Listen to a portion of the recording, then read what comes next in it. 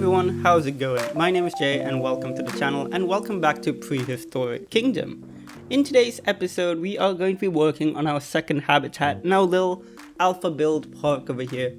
And it's going to be a relatively quick episode, a relatively short one. I do have to say I was really struggling for time this week. It's the end of term for me, so had a lot of deadlines. Got most of them done now, so I just had a little bit of time to do the voiceover, but yeah, it's been a crazy week, so I do apologize for not having the longest video here.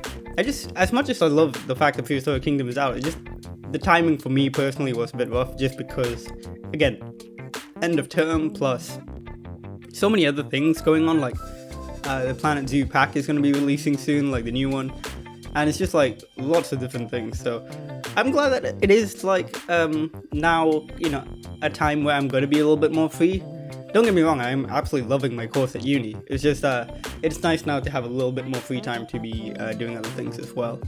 So, talking about what we're going to be doing today in Prehistoric Kingdom, we are going to be working on a little kind of valley-style Edmontosaurus habitat. Nothing too fancy, just a little bit of a sunken habitat, and it's something I wanted to do to really kind of, as much as I did this with the Pseudoceratops habitat, I really wanted to play around with the foliage and rocks a lot more, especially the rocks. I wanted to create this idea that we're in a really rocky valley. There's so much different like the elevation changes,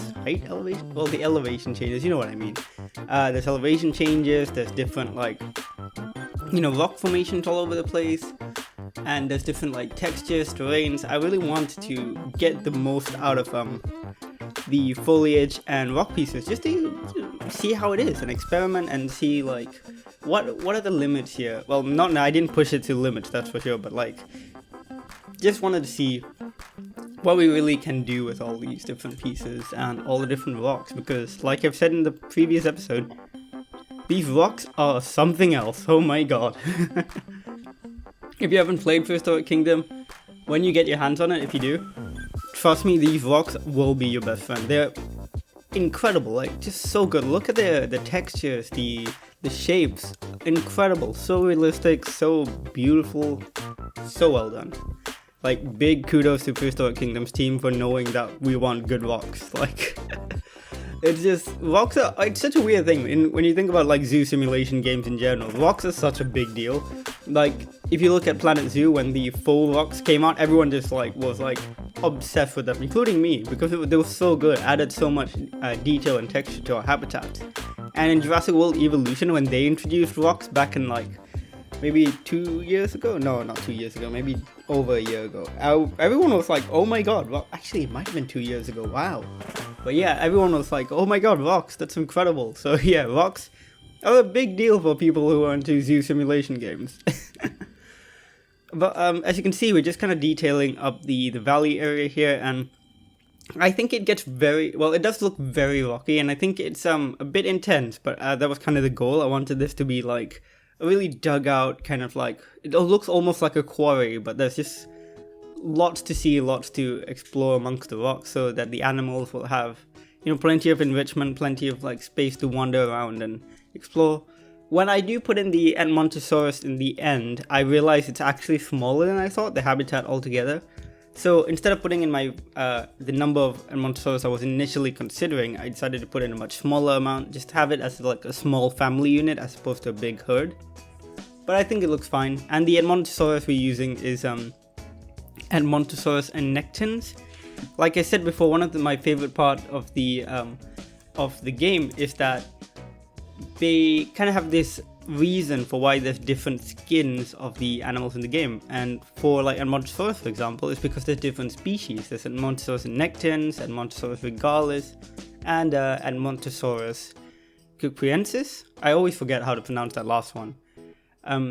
Which I think there's also one of them, I think annectens, if I'm not mistaken, is also, it used to be called a Natotitan or a Natosaurus. But generally speaking, people think they're just the same animal now. And if I'm not mistaken, is this the one with the crest or without? I cannot for the life of me remember. I think this is the one without the crest. And it looks really good. I really like it. I think Regardless is the one with the crest, which makes sense. Regal with the crest, you know, that kind of like fits in. I don't know if that's why they call it that, but it seems to fit in pretty well, I think. If I'm not mistaken, it is Regardless with the crest. I cannot remember for sure, to be honest. So you'll see it in the cinematics at the end. Here, one thing I wanted to try was to create a little bit of a guest bridge. So the guest AI is still, of course, very limited because it is an alpha build. So you will notice towards the end of the video, they just walk straight into this habitat, like without a care in the world. They just walk into it, which is really funny. But they can use this bridge, I believe, by the end, which is quite cool. Because the guests also have the same modular pathfinding that the animals do, which is a very interesting way of doing it. I wouldn't have thought to do it like that. But I think it's a pretty cool way of getting guests to walk over like custom-made bridges and stuff, which is going to be really cool, especially when people start doing more interesting bridge designs and stuff. This is going to be a relatively simple one just because I wanted to get an idea for what I could do with like a longer bridge like this. Just a simple bridge for people to walk over instead of curving around. And it looks pretty nice, I think.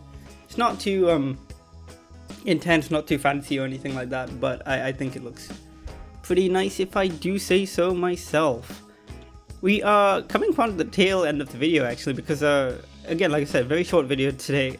Again, do apologize. I would love to do more Prehistoric Kingdom, but just timing this week was a bit of a nightmare.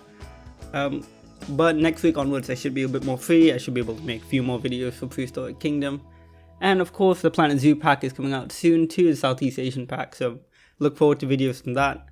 And I'm of course I'm still working on the Jurassic World Evolution Park with all the modern dinosaurs, so feel free to check that out as well. But yeah, here's the finished bridge. I think it looks pretty nice. It's a very straightforward bridge. I end up adding some pillars at the bottom to provide some support and getting rid of these little front bits. But I think it looks pretty chill over here. I think it looks like a nice little bridge. I would personally cross that bridge. I don't know why I said that. It's a bridge. Just some pillars here to provide some support with the bottom things.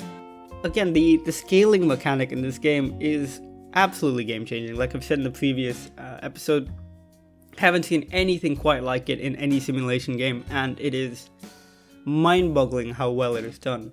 There was a recent small update for Prehistoric Kingdom 2 for the alpha, just a little patch, fixed some bugs, but also added in a couple of things. So one of the things they added, if you saw right in the beginning, you may have noticed I used a little bit of chain link, like a chain link piece for the fence along the side of the habitat.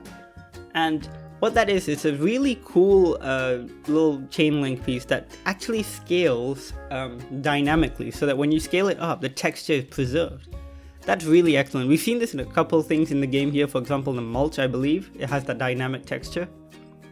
But that specifically isn't super new to Prehistoric Kingdom. We've of course had things like the mossy rocks in Planet Zoo.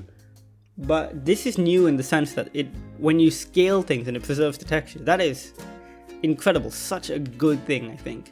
And we're going to be using more of the chain link, I think. I look forward to making a custom Microraptor aviary. That'll be a lot of fun, I think. So look forward to that episode, which will be probably not too long from now. I can't imagine I'll want to do that many more habitats before the Microraptor aviary, because I don't think I can hold my excitement that long for the Microraptors. They're so cool. But of course I do love the habitat animals just as much. And I think next one we might actually just move on to doing a T-Rex, or maybe a Tarbosaurus, so to speak. Or, you know, if you're looking by the game's taxonomy, then we would be doing a Tyrannosaurus Patara, which is an interesting way of looking at it. I think people have spoken a lot about Tarbosaurus potentially just being synonymous with Tyrannosaurus, so I'm chill with that. Like, I'm definitely not like some sort of Tyrannosaur purist. God, this game is absolutely just fueling my love of dinosaurs so much. Like, oh, I love it so much. It's so good. But yeah, as you can see, this is our like almost finished valley here with all the rocks and the sunken vibe and the trees. I just love how it looks. The tropical trees I think look so good. The wetland trees look pretty good around the water. There we go. That's the Edmontosaurus nectins without the crest. I end up putting just a few of them, but and just using the rocks to kind of edge out the lines here. But that's pretty much it for today's episode. I hope you liked it. Again, Very short one, I do apologize, but we'll have more episodes coming up which are going to be longer and a little bit more hopefully entertaining to watch as well. But let me know what you think in the comments down below. Have you played Prehistoric Kingdom's alpha? If so, let me know what you think. If not, do you think you're going to get it when it releases later this year in early access? Let me know. If you ask for my recommendation, I'd say, heck yeah, it's a great game, it's so good. I would 100% recommend it if you're into Planet Zoo or if you're even into dinosaurs in the slightest. Great game, absolutely worth playing, and it's a lot of fun.